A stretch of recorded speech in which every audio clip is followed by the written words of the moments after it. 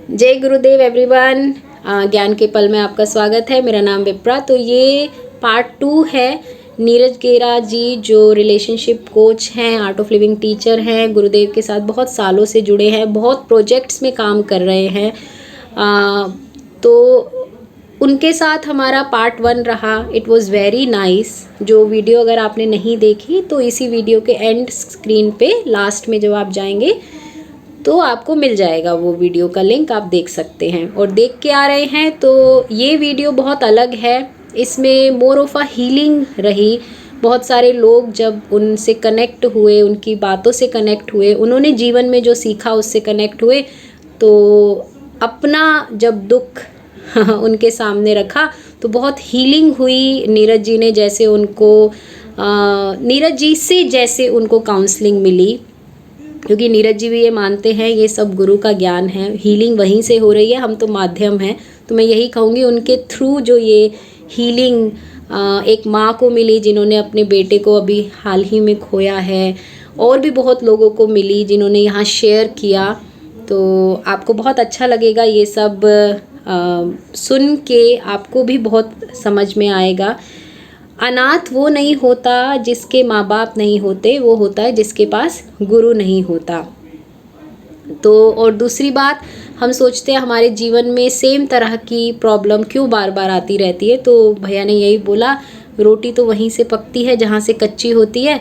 तो वहाँ हो सकता है अभी कुछ काम करने का है बाकी, तो बार बार वैसे हालात आते हैं। तो मैं ज़्यादा वक्त नहीं लूँगी, आप इसको वीडियो को एंजॉय करें, शेयर करें।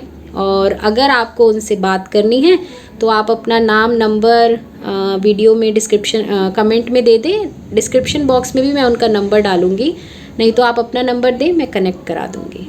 जय गुरुदेव। जिस नीरज जी को मैं जानती थी हाँ अपने शुरुआती दौर में 2011-12 में, और जो नीरज जी अभी मेरे सामने हैं, वो बिल्कुल डिफरेंट है। बिल्कुल डिफरेंट है पर्सनैलिटी, वो मुझे पता चल रहा है, फील हो रहा है। लेकिन आपने लाइफ में एक फेज देखा जहां मुझे ऐसा लगा कि अरे इनके साथ ऐसा क्यों हुआ। गुरुदेव जीवन में है। तो मेरा सवाल आपसे ये है कि आप उस फेज को, जो भी वो फेज था, टर्बुलेंस या जो भी लाइफ का वो फेज था, आप आज जब पलट के देखते हो तो उस समय के लिए आपको लगता है कि गिल्ट होता है, या आपको लगता है कि आ, उस वो फेज आया तभी मैं आज यहाँ पे हूँ। क्योंकि हम सबकी लाइफ में कुछ कुछ टर्बुलेंस है, तो आपके जो भी आप बोलोगे वो हमें उस टाइम में निकलने में हेल्प करेगा। जी। वेरी बहुत सुंदर प्रश्न आपका। और आपके प्रश्न में ही पता है आपका जवाब छिपा है। आपका जो उत्तर है आपके प्रश्न में ही है कि आपको कभी लगा, जैसे आपका कह रहे हैं ना, आपको भी लगा कि ऐसा क्यों हुआ इनके साथ में, गुरुदेव है इनके जीवन में। मेरा उत्तर भी ये है, ऐसा इसलिए हुआ मेरे जीवन में क्योंकि गुरुदेव है मेरे जीवन में। क्या बात है। Gurudev does not want our only our comfort. वो सिर्फ हमारा कंफर्ट नहीं चाहते, वो चाहते हैं कि व्यक्ति अगर मानव शरीर में आया है, इवॉल्व करे, ग्रो करे। कहते हैं ना, रोटी वहीं से पकाई जाती है जहां से कच्ची होती है।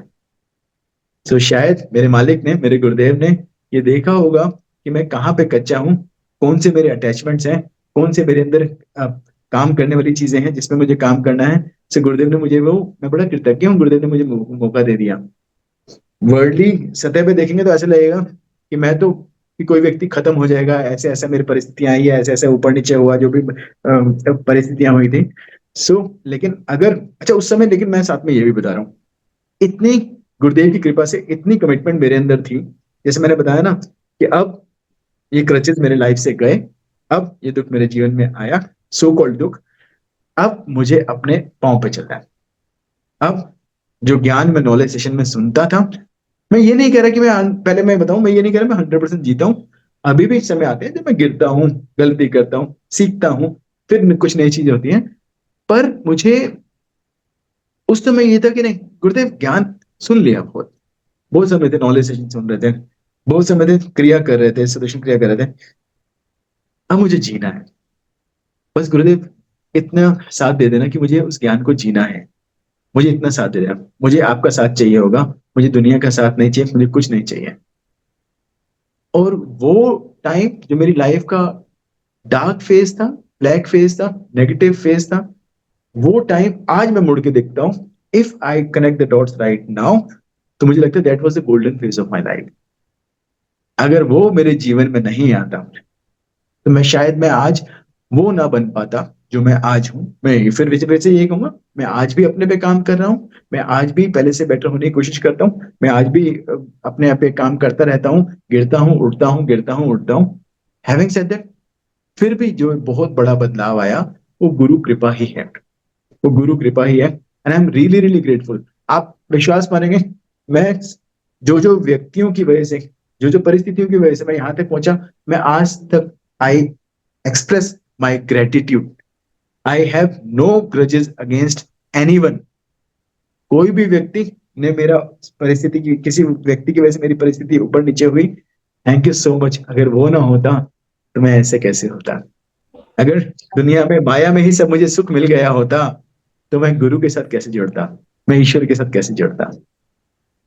फैंटास्टिक। ये मुझे भी देखिए ये बड़ा सब जोर लग रहा है आपकी बात को सुन के कि मैं ना अपनी मदर से बहुत अटैच थी। तो वो बहुत छोटी उम्र में मेरी मदर चले गए।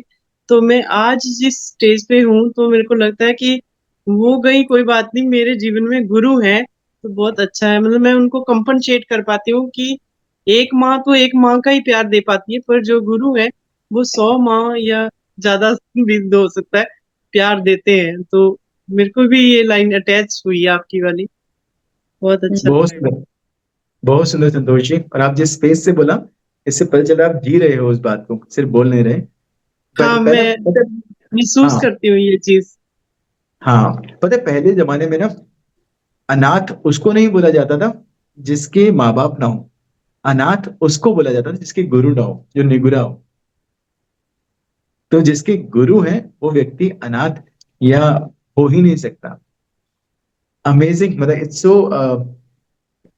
माँ के प्यार में देखो, माँ से, माँ बहुत करीबी होती है, माँ पूज्य होती है, फिर भी माँ के प्यार में जो कहते हैं ना, बिल्कुल अनकंडीशनल वाली बात, एक चीज होती है जो दुनिया में सबसे ज्यादा अगर कोई प्यार करता है वो माँ करती है, ऐसा मैं पूरा मानता हूँ।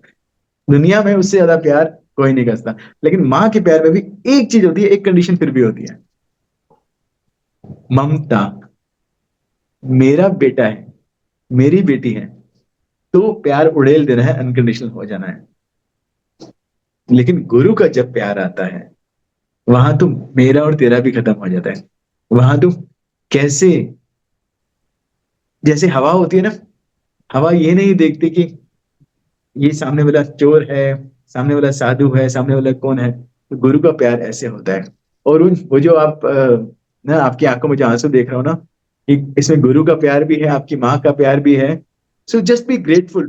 मैं यही मानता हूँ, हाँ, मैं यही मानता हूँ। याद रखना एक बात को, अगर आप सच में किसी व्यक्ति से प्यार करते हो और व्यक्ति शरीर के रूप में आप चला गया है, तो याद रखना, आप जितना खुश रहेंगे उसकी आत्मा को उतनी और शांति मिलेगी। आप याद रखना, जितना आप खुश रहेंगे वो व्यक्ति खुश रहेगा। अरे, आपकी माँ कहेंगे, अरे मेरी संतोष खुश है ना, मेरी संतोष सेटल हो गई ना, उसको गुरु मिल गए ना, she will be very happy. अगर आप, मेरी माँ चली गई, अरे ये ऐसा हो गया वैसा हो गया, डिप्रेशन में चले जाओ, नेगेटिव हो जाओ, फिर वही चीज हम ना, चाहते ना चाहते, जो प्रॉपर्टी तो देते ही है बच्चों को, हमारी जो आदतें हैं, हमारे जो मेंटल इंप्रेशंस हैं, हम वो चीज भी अब आगे अपने आने वाली पीढ़ी को दे देते हैं, अपने बच्चों को दे देते हैं। So it is such a beautiful thing कि गुरु आपके जीवन में आए, आप उस अटैचमेंट से भी मुक्त हुए, अब उनको अच्छे से फॉन्डली याद कर पाते हैं। सो क्यूडोस टू यू। हाँ, बहुत मुझे सुंदर ये ऐसा सब। लग, पितृ पक्ष में मेरे को आज तक कभी मेरे मदर नहीं नजर आए, पर इसी पितृ पक्ष में मेरे को वो ऐसा लगा मेरे बिल्कुल साथ बैठे हैं, और ना वो खुश है ना दुखी, मतलब बिल्कुल नॉर्मल थे। तो मैंने जैसे उनको हक किया तो मेरी जाग खुल गई। मैंने उनको बोला अब आप मेरे साथ रहना, ऐसा बोलते ही जाग खुल गई। फिर मेरे को बहुत अच्छी फीलिंग आई। मतलब फिर भी मैं गुरु को ही श्रेय देती हूँ कि उन्हीं की कृपा इतनी ज्यादा है, मैं किस चीज को मिस नहीं करती हूँ। सो सो ब्यूटीफुल, वो है आपके साथ में। वो, पता है, हमें लगता है कि हमारे माँ बाप चले गए, आपके हर उस एक्शन में जो आपकी माँ करती थी, आपके हर उस वर्ड में जो आपकी माँ करती थी, वो अभी भी मौजूद है। आपके डीएनए में वो मौजूद है। सो वो जा ही नहीं सकती।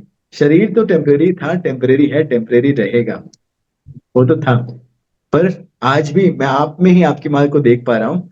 It is very beautiful. खुश रहिए।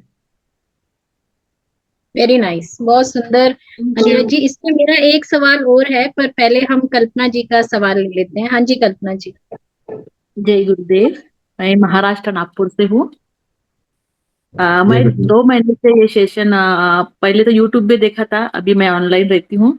लेकिन मैं 22 साल से आर्ट ऑफ लिविंग में हूँ, सेवा भी बहुत कर रही हूँ, लेकिन कुछ ऐसे घटनाएं हुई थी कि मैं थोड़ा सा डिप्रेशन में गई थी, मुझे दवाई भी चालू थी, फिर भी मेरी सेवा चालू थी। लेकिन अभी 2-3 महीने पहले मेरी मेडिसिन चालू थी, लेकिन उसके बाद मैंने हमारा ऐसा ही एक गेट टुगेदर हुआ था 10वीं क्लास के लड़की लड़कों का। हम 35 साल के बाद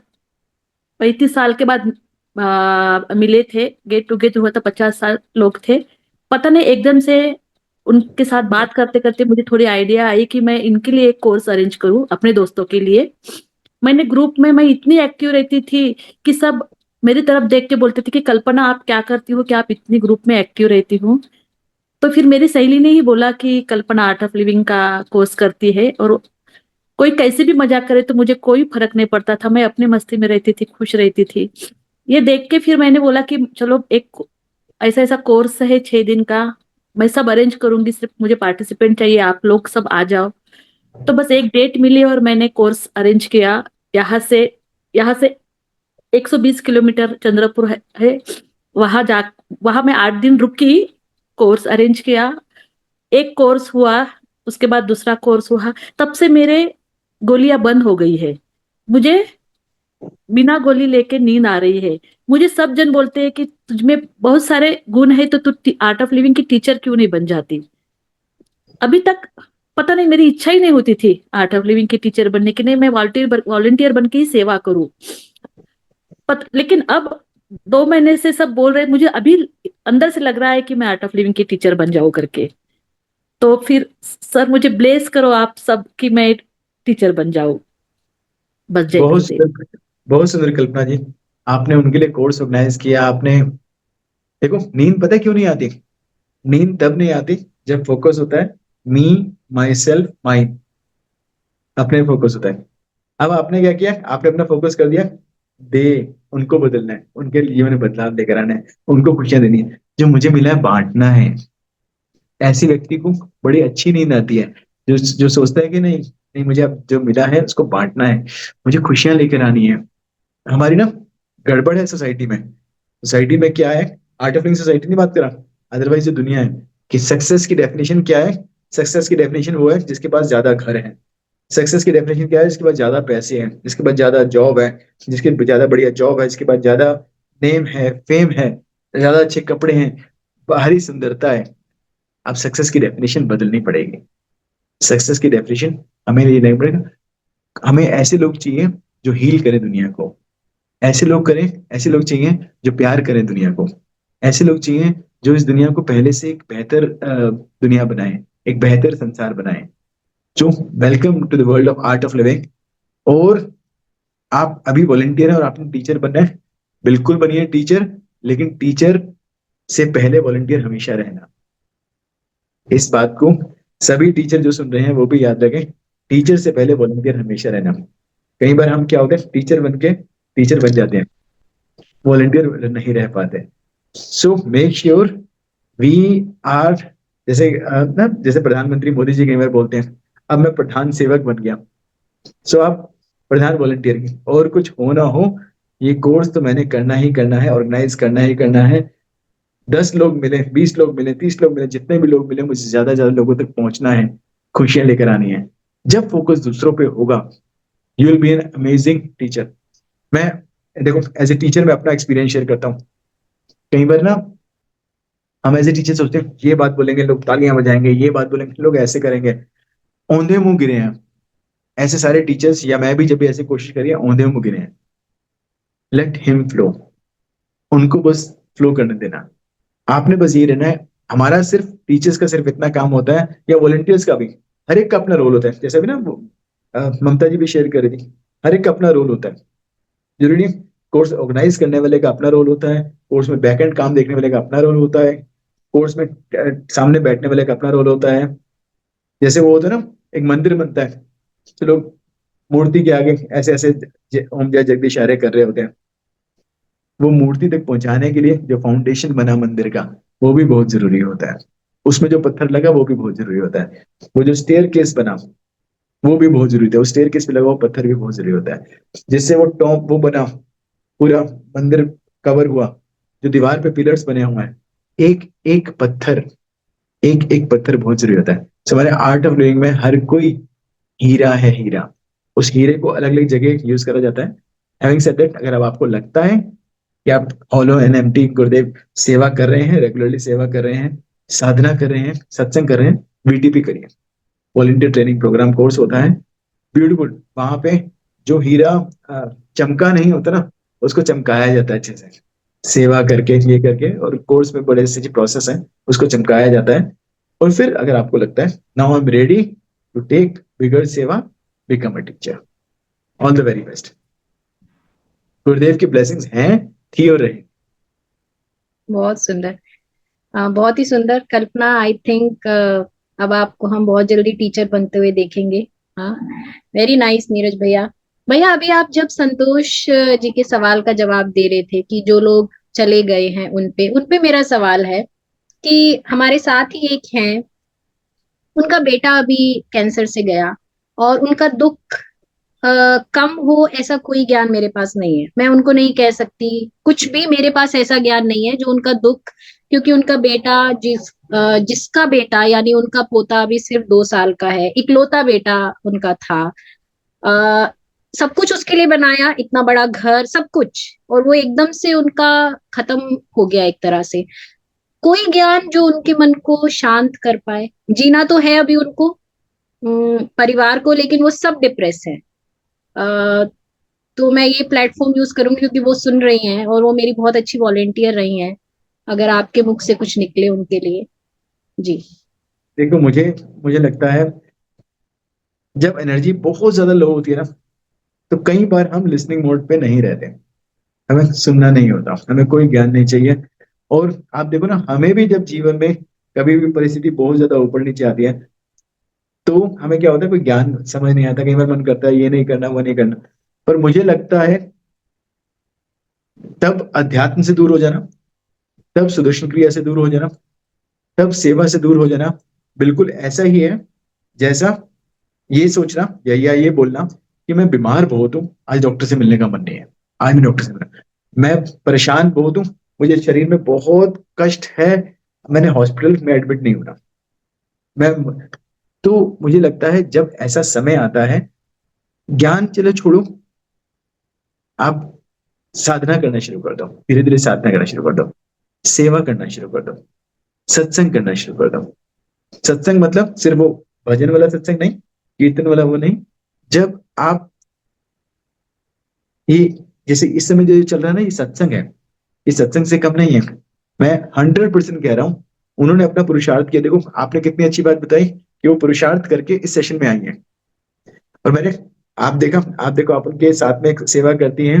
मैंने आप में एक बड़ी अच्छी बात देखी, आप भी रो रहे थे जब वो संतोष जी कुछ बातें कर रहे थे ना, कुछ कुछ वो आपकी आंखों में भी आंसू थे, इस वजह से थे वो आपको। पर वो, there is so much of union.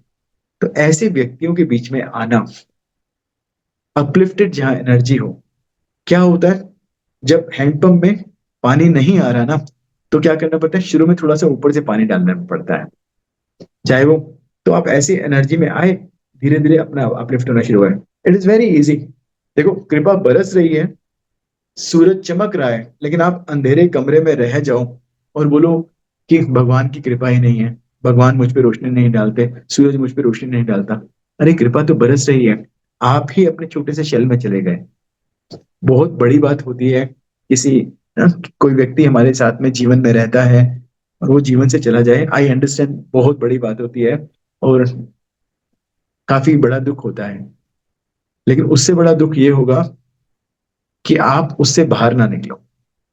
उससे बड़ा दुख ये होगा कि आप जिस पर्पस से इस जीवन में आए हैं उस पे आगे ना बढ़े।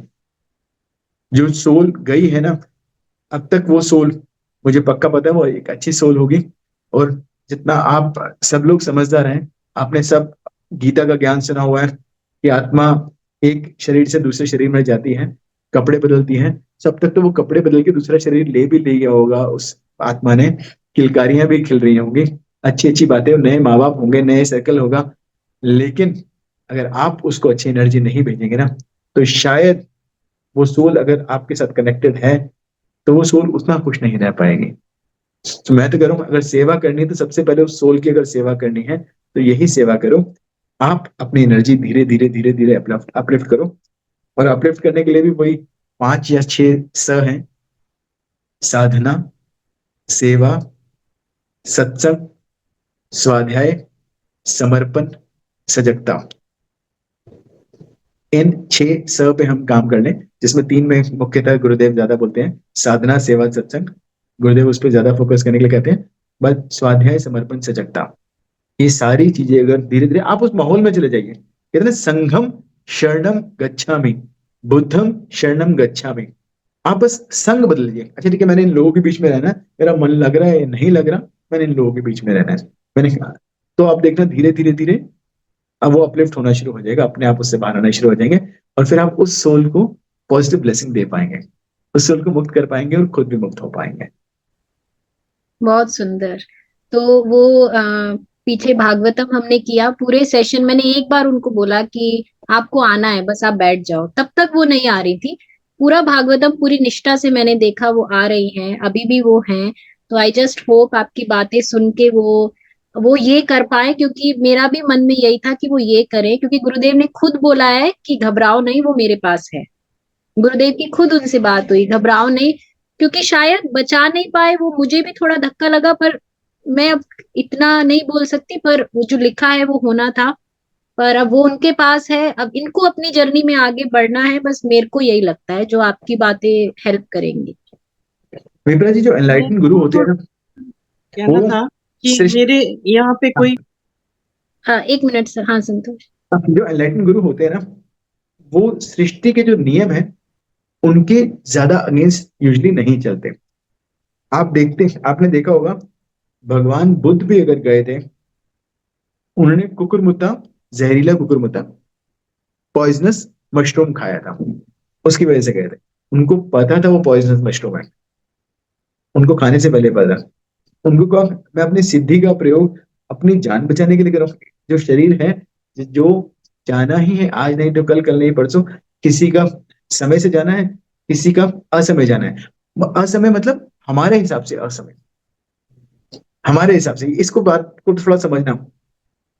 वो उसका समय वही था, वो उतने ही समय के लिए शरीर में आया था, उसने जो भोगना था भोग लिया, जो दुख भोगने थे, जो कर्म काटने थे वो काट लिए। अब क्या पता मुक्ति के लिए आगे निकल गया हो। सो हमारे हिसाब से वो असमय होता है, लेकिन वो तो समय ही होता है, ऐसा मेरा मानना है। और गुरुदेव या कोई भी एनलाइटन संत, रामकृष्ण परमहंस, अगर आपको पता हो, रामकृष्ण परमहंस कैंसर से उनकी डेथ हुई थी। ऐसे बहुत सारे एनलाइटन संत रहे हैं जिनकी ऐसे हुई। सो कर भी सकते हैं, ये नहीं है कि वो कर नहीं सकते, वो बदलाव कर सकते हैं। एक बार बुद्ध का मुझे बड़ा सुंदर एग्जाम्पल याद आया। बुद्ध के पास ही ना एक व्यक्ति लड़ता हुआ आया, कि मेरे, एक महिला लड़ते हुए आई कि मेरे बेटे की डेथ हो गई है, मुझे पता है आप एनलाइटन हो, मुझे पता है आप भगवान हो, आप मेरे बेटे को जीवित करो। उन्होंने बहुत कहा कि देखो, मानव शरीर है, शरीर तो जाएगा, मैं जिंदा भी कर दूंगा, कुछ साल और हो जाएगा, फिर चला जाएगा, तो क्यों इसके पीछे फंस रही हो, मुक्ति के पीछे जाओ।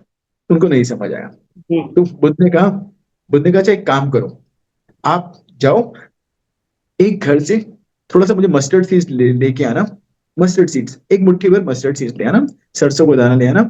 कहाँ से? लेकिन उस घर में ध्यान रखना कोई किसी की मृत्यु ना हुई हो, ऐसे घर से लेकर आना। तो व्यक्ति कहती है अच्छा एक मुट्ठी, चिंता मत करो मैं लेके आती हूँ, बहुत ज्यादा लेके आती हूँ। वो घरों में गई, वो कहते मस्टर्ड सीड चाहिए, एक मुट्ठी चाहिए, मेरा बच्चा जीवित हो जाएगा। कह रहे एक मुट्ठी, एक बोरी पड़ी है, बोरी लेके चले जाओ। अच्छा आपके घर में किसी की डेथ तो नहीं हुई? हाँ डेथ तो हुई है, अभी हमारे दादाजी की हुई थी, हमारे इसकी हुई थी, एक बच्चा असमय मर गया था। फिर दूसरे घर में गई, वहां पे भी उन्होंने ऐसी बात कही, तीसरे घर में गई ऐसे बात कही, सारे घरों में होके गई, सारे घरों में होके वापस आई। ऐसा एक भी घर नहीं मिला जहां मृत्यु ना हुई हो, जहां डेथ ना हुई हो। तो तब उस महिला को फिर भगवान बुद्ध ने बताया, जो टेम्परेरी था, टेम्परेरी है, टेम्परेरी ही रहेगा। तो अब, और फिर उस महिला को थोड़ी मन की शांति आई, थोड़ा समझ आया। और तो मैं यही कहूंगा कि उस आत्मा का समय पूरा हो गया था शरीर में, मुक्ति चाहिए थी उसको, मुक्ति के लिए वो शरीर में आई, और एक पर्टिकुलर समय के लिए उस शरीर में आना उसका बनता था। सो अब उसे अटैच रह के आप उसकी मुक्ति और मत रोकना। Very good. तो शशि जी, जिनकी मैं बात कर रही थी, नीरज भैया, हाँ थैंक यू। आप हाँ। नीरज जी, जय गुरुदेव। जय गुरु शशि जी। हाँ जी, आपने पहचाना मेरे को? हाँ हाँ, पहचाना। आपके वो तो, साथ किया था। हाँ हाँ टीटीपी के हैं। और आप हाँ। तो, शशि जी इतनी प्यारी हैं, इतनी हाँ, प्यारी हैं। पर अब नहीं ज- रही, अब नहीं रही। अच्छा, शशि जी हाँ, मुझे आप आपसे बहुत, पूछना है कि मैं हाँ जी, साधना तो रेगुलर कर रही हूँ, सेवा के नाम पे मेरे मुंह से शब्द ही नहीं निकलते।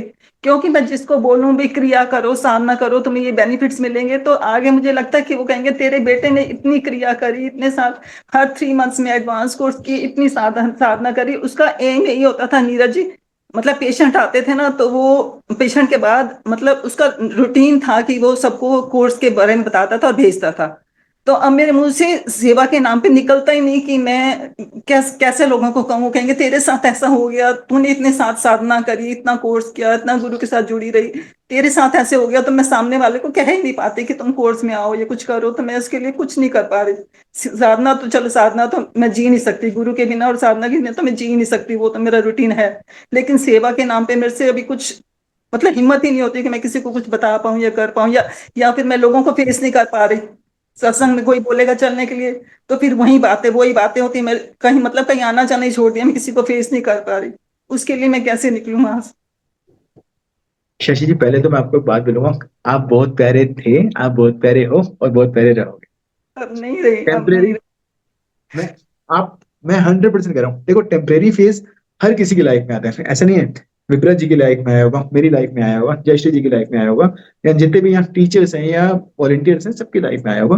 टेम्परेरी फेज है, और टेम्परेरी फेज में ऐसा लगता है कि अब सब खत्म हो गया।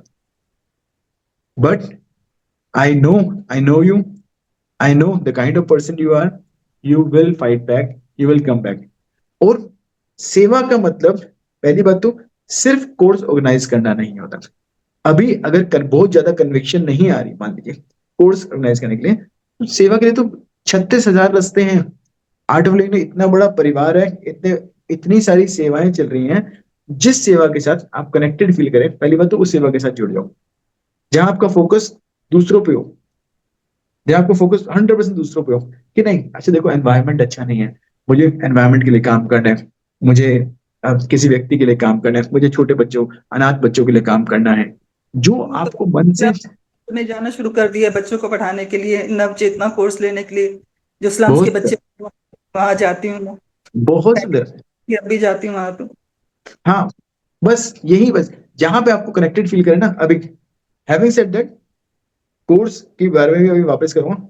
एक ना बड़ा सुंदर सा एक, क्योंकि आपके बेटा जी, आप खुद ही बता रहे डॉक्टर हैं, क्लिनिक पे जो भी लोग आते थे, याद रखना, जब सिकंदर गया था ना, तो सिकंदर ने 3 शर्तें रखी थी। जब सिकंदर की डेथ हुई थी ना, सिकंदर ने 3 शर्तें रखी थी कि मेरी बॉडी को किस तरीके से लेके जाया जाए। उसने, जितना मुझे याद है, पहली शर्त ये थी कि मेरी जो हाथ है ना वो खुले हों, जब मेरी शव यात्रा निकले मेरे हाथ खुले हों, ताकि लोगों को समझ आ जाए कि जितना मैंने धन इकट्ठा कर रहा हूं, अपने साथ कुछ भी नहीं लेके जा रहा। दूसरा उन्होंने शर्त रखी, मेरा खजाना है ना, मेरा खजाना मेरे आगे पीछे लुटाया जाए, ताकि लोगों को समझ आ जाए खजाना भी यहीं रह जाएगा। तीसरी उन्होंने शर्त रखी थी, जो मैं आपसे, अब मैं रिलेट करूंगा, कि जितने मेरे डॉक्टर्स हैं, जो कि उस समय वर्ल्ड के बेस्ट डॉक्टर्स थे, वो मेरी शव यात्रा को उठाएं, मेरे शव को उठाएं, ताकि लोगों को समझ आ जाए कि शरीर शरीर है, वो जाएगा ही जाएगा। किसी का, मैं फिर से बोल रहा हूँ, किसी का समय से और किसी का हमारे हिसाब से असमय। मैं मुझे पता है बेटे के जाने का दर्द क्या होता है, मैं बिल्कुल आपको देख के भी और मैं बहुत सारे अनुभवों से मैं देख पा रहा हूँ कि मुश्किल समय है, पर ऐसा मुझे लगता है कि जैसे हम कह रहे हैं ना, आपके आर्ट ऑफ लिविंग कोर्स करने के लिए मैं किसी को कैसे मोटिवेट करूं, आर्ट ऑफ लिविंग टीचर्स भी जाएंगे, आर्ट ऑफ लिविंग वॉलंटियर्स भी जाएंगे, डॉक्टर्स भी जाएंगे, पेशेंट्स भी जाएंगे, सबने शरीर है, सबने जाना है, अलग अलग कारणों से अलग अलग समय में सबने जाना ही जाना है। प्रश्न ये है कि जब तक आप जीवित हो तब तक जिंदा हो या नहीं हो, क्या तब भी कुछ लोग जिंदा होके भी मरो वाली लाइफ जीते हैं। सो मैं यही कहना चाहूंगा आपको, उस बेटे को मुक्त करो। वो बेटा अगर आपसे सच में प्यार करता होगा, जो कि मुझे पता है, आई नो, क्योंकि आपके उस टाइम भी फोन आते रहते थे, तो आपसे बहुत प्यार करता है। सो अगर उसको मुक्त देखना चाहते हो ना, अगर सच में चाहते हो, सच में उससे प्यार कर रहे हो, आप खुश हो जाना। आप, मुझे पता है, रो लो, आप रो लो, रोने में कोई परेशानी नहीं है। हमें लगता है रोना इज, हाँ, रोना इज रॉन्ग, नहीं नहीं नहीं, आप रो लो, बस थोड़ा सा, इतना इतना सा ज्ञान को एक स्पेस देना। मैं बताता हूँ, मेरी लाइफ में जब भी लो फेज आता ना, जब भी सब उथल पुथल बहुत ज्यादा हो जाती है मेरी लाइफ में, सो मैं ना एक चीज में सजगता रखता हूँ अपने लिए, जो मेरे मेरे काम करती है, कि ये फेज टेम्परेरी है, ये भी निकल जाएगा। अकबर ने एक बार बीरबल से बोला था कि मुझे एक ऐसी चीज बताओ जो मैं सुनूं तो सुख में आसमान में ना जाऊं और दुख में नीचे ना जाऊं। तो उन्होंने यही कहा था, दिस शैल पास, ये वक्त निकल जाएगा। सो ये संघ है आपका, इतना सुंदर संघ है, और पता है आपकी आंखों में आंसू आते, सबकी आंखों में आंसू है, इतना सुंदर संघ है आपका। मेरी जहां पे आपको जरूरत हो, आई एम मोस्ट वेलकम, मेरा नंबर आपके पास आज भी होगा। मेरी जहां पे आपको जरूरत हो, आई एम मोस्ट वेलकम। आप कभी आपका मन करे तो मुझे प्लीज लंच पे, डिनर पे बुला लेना मुझे, कभी आप, आपने उस टाइम भी मुझे कहते थे आप बुलाओगे, आपने बुलाया नहीं अभी तक। आपको बेटा माना था, अब भी बेटा मानती हूँ। अब जब कभी मन करे जरूर आना मेरे पास। हाँ, आप मुझे बुलाओ, मुझे लंच पे बुलाओ, मुझे डिनर पे बुलाओ, और मुझे आशीर्वाद दो ना, मुझे आशीर्वाद दो कि जो आपका बेटा काम करना चाहता था दुनिया में, वो काम मैं अपने कंधे पे ले लूं। ठीक है, मुझे आशीर्वाद दो, आप बहुत प्यारे हो, आई लव यू। और शशि जी, आपके बहुत बच्चे, नीरज भैया, मैं भी आपकी बेटी की तरह हूँ, तो उत्सव के जाने का दुख है, सबको है, पर उससे ज्यादा दुख मुझे तब होता है जब आप रुक जाते हो। तो आई होप नीरज भैया ने जो भी बोला वो हेल्प करे, and you do call him.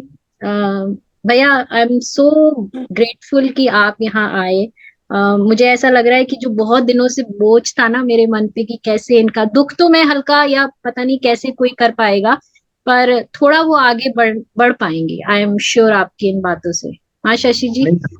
100% thank Shashi जी बहुत अमेजिंग है। शशि जी, अब आपने सबके जीवन को उत्सव में बनाना है। एक उत्सव गया, सबके जीवन में उत्सव लेकर आना है। हर जगह उसके जहां देखो वहां आपको उत्सव ही उत्सव नजर आए, ऐसा करना है आपने। उसके बेटे का नाम भी उत्सव ही है, जैन उत्सव रखा है नाम, छोटा उत्सव है। हाँ, खुश रहिए, खुश रहिए, और मैं टच में रहूंगा आपके। Thank you Neeraj ji, thank you Vipra ji. Thank you Shashi ji. So हमने आपका बहुत समय ले लिया नीरज भैया। एक सवाल, मेरे पास तो बहुत सवाल है। सुनीता जी, आप कुछ पूछना चाह रहे थे, हम एक दो सवाल ले सकते हैं नीरज भैया? हाँ, एक लास्ट कर। ओके, ले लेते हैं, एक ले लेते हैं। सुनीता जी, आप कुछ पूछना चाह रही थी, तब अनम्यूट किया था। हाँ, मैं पूछना चाह रही थी लेकिन मेरा आंसर मिल गया, वो उनके बेटे के थ्रू था। तो मेरा बेटा तो है, पर कहाँ गया हुआ है बता। मैंने बोला मैं ठीक हूँ, मैंने क्या बोलूं, फ्रीडम चाहता है, उसी में मैं अटकी हुई हूँ। तो वही मैं इनका तो चला गया, मेरा तो खैर है। ये मेरे को सुन के बहुत मैंने कि ये लग रहा है, मैं क्या ही बोलूं, मैं बहुत परेशानी में थी और अभी भी हूँ। मैं इतना ज्ञान सुन रही हूँ, मैं बहुत प्रेयर करती थी गुरुजी के पास कि मुझे ये जो मैंने कि सीखा, मेरे को ये जो दिखा रहा है मेरा बेटा, तो इससे ये अच्छा है, एक तरह से मैं इससे निकलूंगी, ये मोह माया से मैं निकलूंगी, और मुझे मिला ये ज्ञान चर्चा। लेकिन ये है कि मैं सब सुन रही हूँ, अपने मन को भी मना रही हूँ, लेकिन क्या है कि मेरा बीपी अप डाउन हो रहा है। मैं अपने शरीर से वो एक्सेप्ट नहीं कर पा रही हूँ, कहाँ क्या प्रॉब्लम है ये नहीं समझ पा रही हूँ। एनी टाइम उसको भी ब्लेसिंग कर रही हूँ, गुरुजी से भी प्रेयर कर रही हूँ, दवाइयाँ भी ले रही हूँ, लेकिन मेरा जो सेहत है वो ठीक नहीं रह रही है। मैं सेवा में भी हूँ, तो वही मेरे को लगा कि शायद सेवा और करूँगी तो ठीक हो जाएगा। मेरा यही था। वो जो शशि जी का मैंने देखा ना, सुना ना, तो मेरे को लगा आंसर वही है। अगर तब मेरे स्वास्थ्य को लेके अगर वो कुछ बोल सके तो अच्छा लगेगा मेरे को। जी भैया। सुनीता जी, एक बड़ा ना सुंदर एक सॉन्ग है, एक कहते हैं, मतलब इसको लिटरली मत लेना। एक सॉन्ग है, दुनिया में इतना गम है, मेरा गम कितना कम है, औरों का जब गम देखा तो मेरा गम छूट गया। सो हर व्यक्ति जिसके चेहरे पे मुस्कुराहट है ना, हर व्यक्ति, चाहे यहाँ पे हो चाहे कहीं और हो, अपनी एक जंग कर रहा है, अपनी एक जंग कर रहा है। सो मैं तो यही कहूंगा, पर्सनली अपनी लाइफ में ना एक लक्ष्य रखिए। अपनी लाइफ में एक लक्ष्य जरूर रखिए, higher goal for yourself. एक वर्ल्डली लक्ष्य, एक स्पिरिचुअल लक्ष्य, एक स्पिरिचुअल गोल, एक वर्ल्डली गोल, ये जरूर रखें। और गुरुदेव की तरह अगर वर्ल्डली गोल और स्पिरिचुअल गोल एक हो जाए, सो एक समय आएगा वो भी हो जाएगा, जब वर्ल्डली गोल और स्पिरिचुअल गोल एक ही हो जाएगा, अलग नहीं रहेगा। सो वो रखिए और उस पर काम करना शुरू करिए। बाहर की एक मैं कहानी के साथ में ना, मैं कहानी के साथ इसको एंड करूंगा। एक बार क्या हुआ, एक बार मैं क्यों कहना, बाहर की परिस्थिति कभी भी 100% परफेक्ट किसी की भी नहीं होगी। सो एक बार एक व्यक्ति आया, एक साधु के पास पहुंचा। गांव के बाहर डेरा लगाते हैं साधु वगैरह, गांव के बाहर डेरा लगाते हैं। सो व्यक्ति वहां पहुंचा, तो कहता है, साधु जी मेरा बच्चा देखो ये परेशानी है, मेरे मेरी बीवी ने मुझे ऐसा कर दिया, पर ऐसा परेशान कर दिया, बिजनेस में भी ये प्रॉब्लम चल रही है, इसमें भी ये चल रही है, ऐसे कुछ कुछ कुछ कुछ बहुत शिकायतें शिकायतें शिकायतें, बहुत सारी शिकायतें करी। तो कहते बताइए क्या सोल्यूशन है, मुझे पता है आप कर सकते हैं। तो व्यक्ति कहता है, जो साधु है वो थोड़ा सा मुस्कुराए, कहते हैं अच्छा एक काम करो, अभी यहीं पे रहना, आज ना घर में वापस मत जाना, यहीं पे रहना। फिर उस समय क्या होता है, साधुओं को ना लोग कभी कोई गाय दे देता था, कोई ऊंट दे देता था, डिपेंड करते जिस इलाके में गए कि आप ये मेरी तरफ से दक्षिणा रखिए, ऐसे करते थे। सो उन साधु के पास 100 ऊंट थे।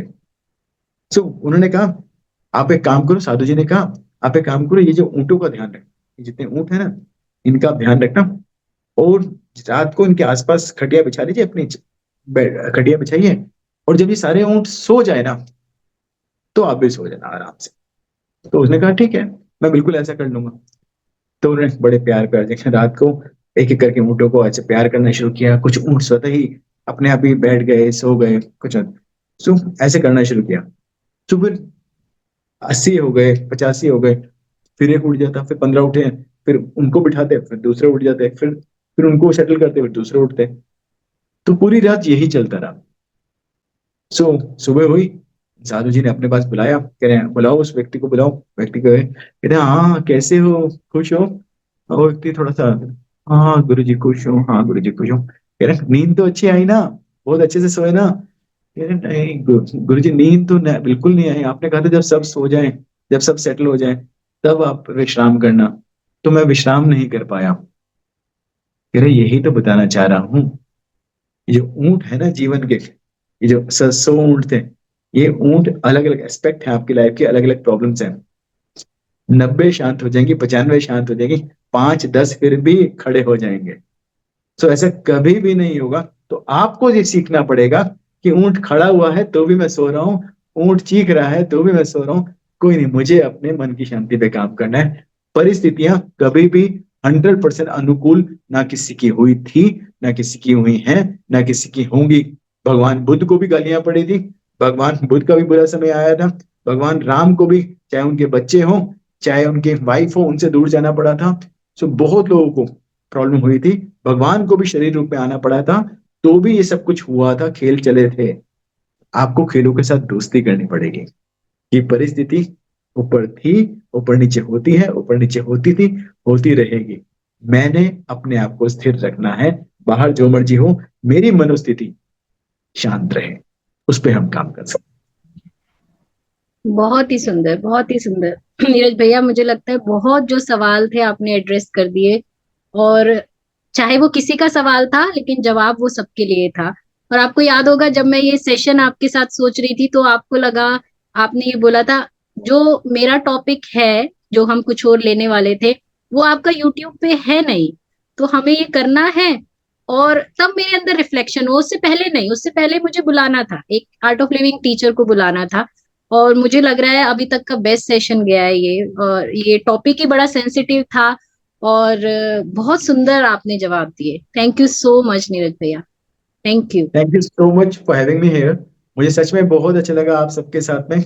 और मैं थोड़ा सा ना ऑनलाइन स्पेशली लाइव आने के मामले में ना मैं थोड़ा सा पीछे हट जाता हूँ। मैं इंस्टा पे कभी लाइव नहीं गया या कैसे लाइव नहीं गया। सो आप काफी समय से ना फॉलो फॉलो भी कर रही थी कि चलो सेशन करते हैं, ऐसे करते हैं, और मैं बातों बातों में थोड़ा सा टाला जा रहा था, अच्छा नेक्स्ट वीक करते हैं, नेक्स्ट मंथ करते हैं, ऐसे करते हैं। बट आपने बहुत अच्छे से फॉलो किया, और thank you so much, thank you so much for having me here. मुझे बात करके आप लोगों से बहुत अच्छा लगा। इतने प्यारे प्यारे, मुझे ऐसा लग रहा है एक नई फैमिली जैसे मिल गई हो। So grateful to you and grateful to everyone for their presence.